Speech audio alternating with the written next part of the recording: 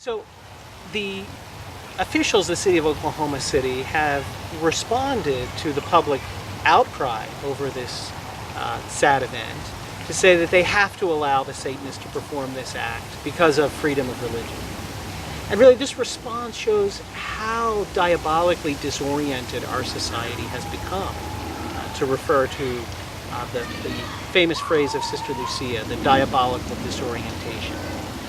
Is if we just even open Webster's dictionary, or any dictionary, what is the definition of religion? You'll find in there the definition of religion is the practice whereby worship is offered to a deity, to God. What these Satanists are doing is the direct opposite. They are refusing worship to God and performing the opposite act of religion. And so this is how insane our society has become, that we don't even, first of all, understand the basic definition of a word.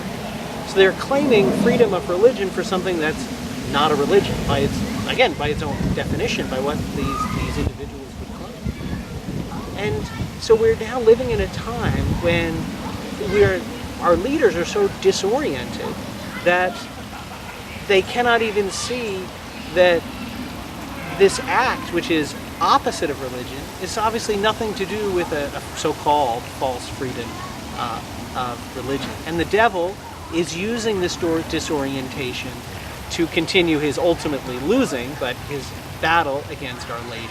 Since the proto-gospel, when God predicted that she would crush his head, there has been enmity between the devil and Our Lady. And he's using these poor individuals in Oklahoma to launch yet another futile attack against her. But he's now been put into his hands the power of the state, the power to give public sanction to it, because of this great disorientation in our world. And sadly, I have to say, a disorientation that's not just in the secular leaders, but even sadly in the leaders of our church.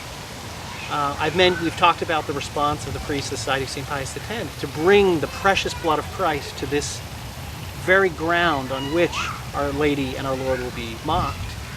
But the response of the Archbishop of Oklahoma City, sadly, has been not to have Mass offered, not to honor Our Lady, but to go and participate in an ecumenical prayer service at a Methodist church.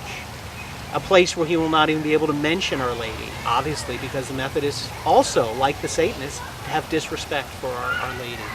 So sadly, the leader of the Catholic Church in this area, who should be leading the act of reparation, is walking around the subject. Rather than engaging the battle with the devil, he's going to walk right past it into a Methodist church and perform prayers that do not direct reparation to Our Lady.